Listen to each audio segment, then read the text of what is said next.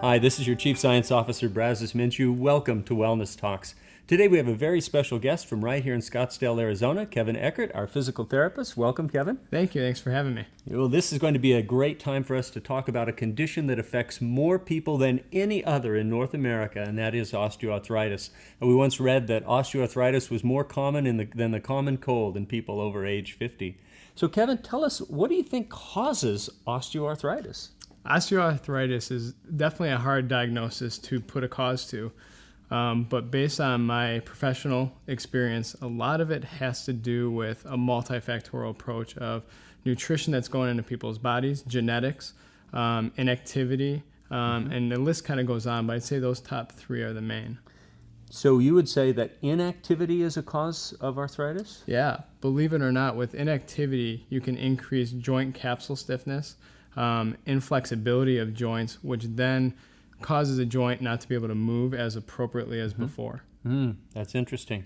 And you mentioned also that poor nutrition can create the issue of osteoarthritis. Do you think this is a problem of toxins in our food, for example, things we might be allergic to, or a deficient diet, deficient in certain micronutrients? Yeah, that's definitely a great question to ask. And as we're currently doing research on that, that's something that needs to be explored more in depth.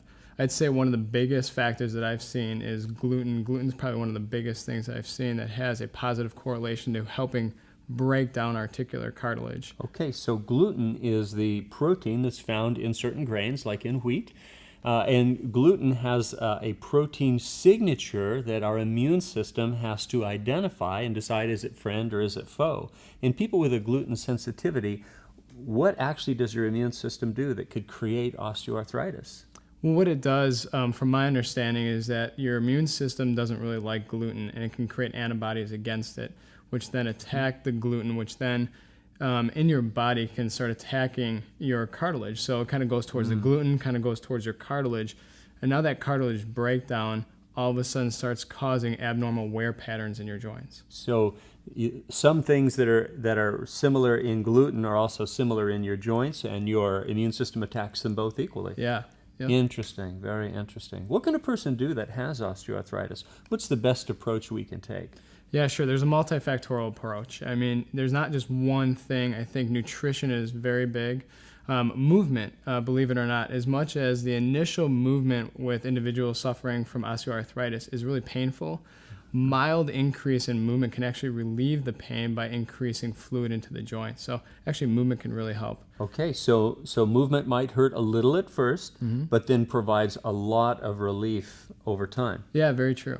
Okay, excellent. What's the best kinds of exercises for people to do? Non-weight-bearing activities is where you really want to start. And it all depends on the severity of the osteoarthritis within the joint. So you have a beginning stage of a non-weight-bearing activity such as swimming, and then you can kind of progress towards cycling to an elliptical trainer. A new step is something similar.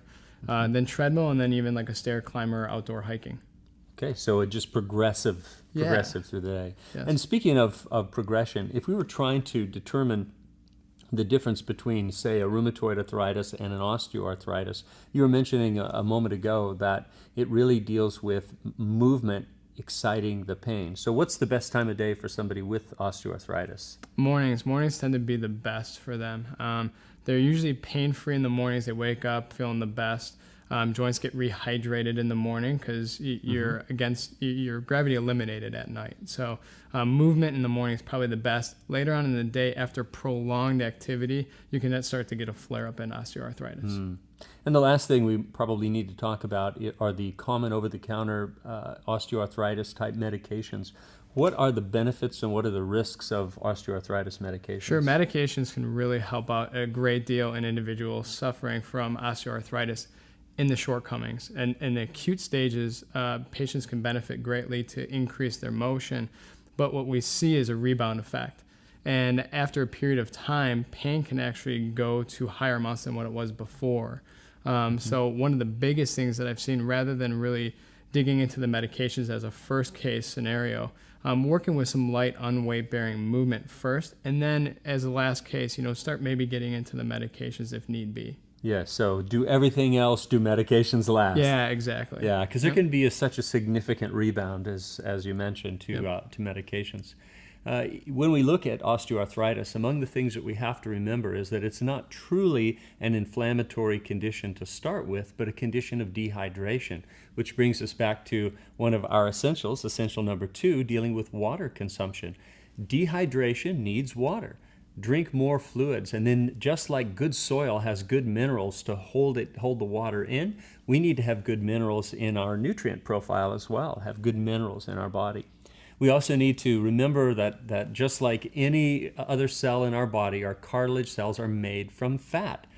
That fat needs to be replaced with good, healthy omega essential fatty acids. So good minerals, a sufficiency of water, and then for that connective tissue inflammation, especially that occurs after that exercise, that prolonged exercise or activity through the day, don't forget nopalea, who is a great bioflavonoid profile that can really help reduce chronic and acute inflammation, a great alternative to using other steps for inflammation.